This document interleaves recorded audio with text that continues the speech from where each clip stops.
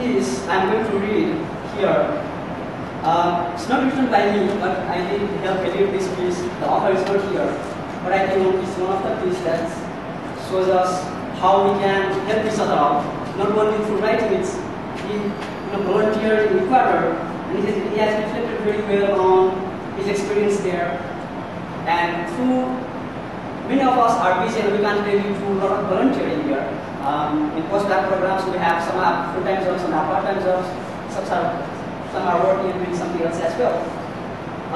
But there is also a part that even if we can't have volunteering going on every day, we can at least learn from somebody else's experience.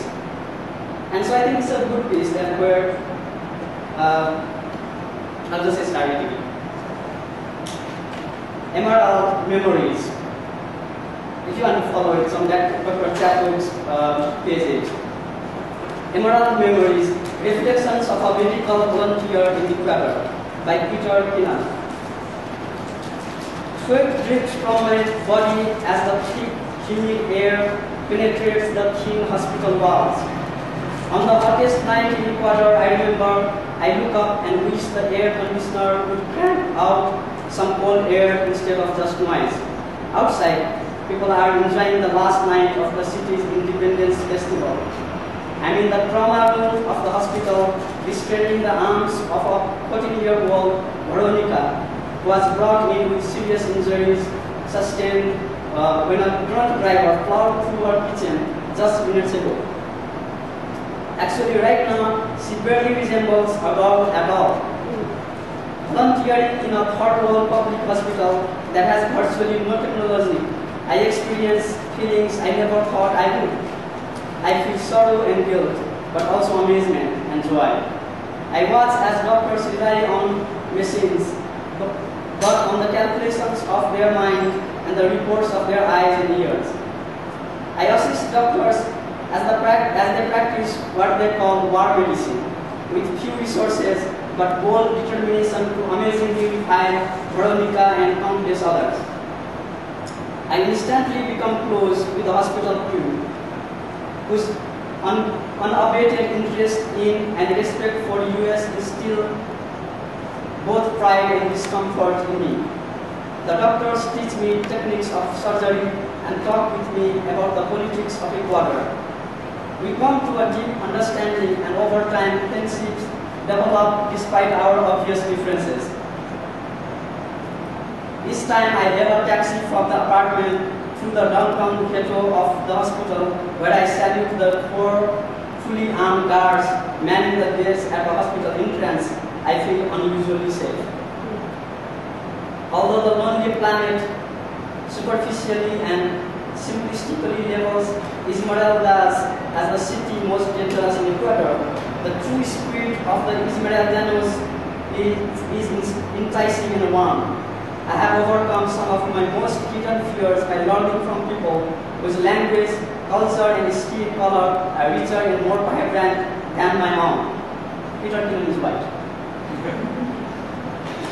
Their endurance is astounding, as it often takes an entire day to attain simple things like clean water or gas for cooking.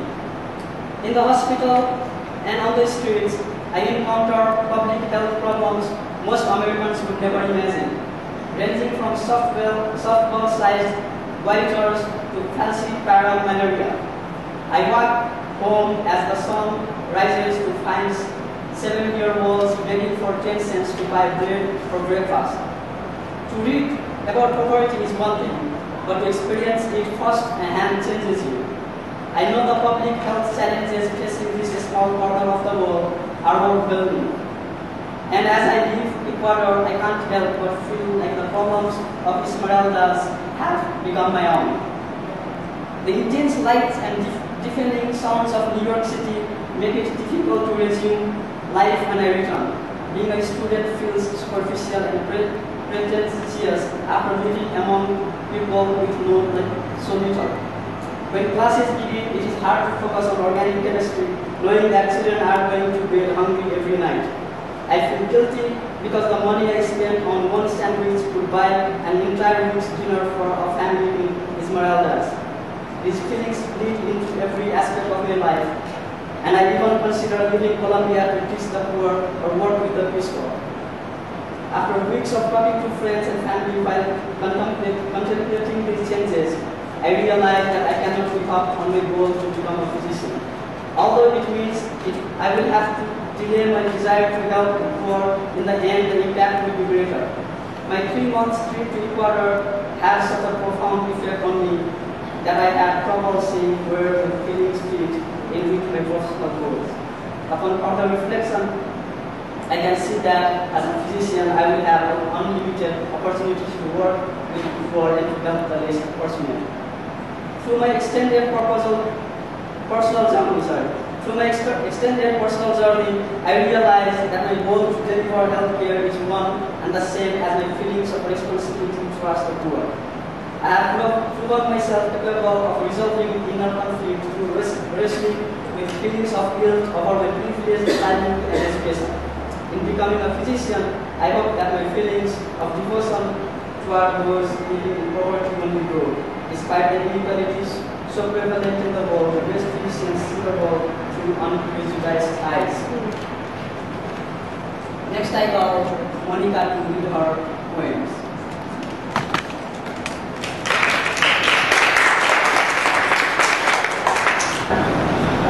The first time I'm going to read is on the first page. It's illustrated by Christina Lam, who also gave music here. She did all the illustrations for the chapbook. I don't know if I'm too much of a good reader. Let go. Open your eyes, your arms spread open, those enormous wings, and let yourself slide as the children of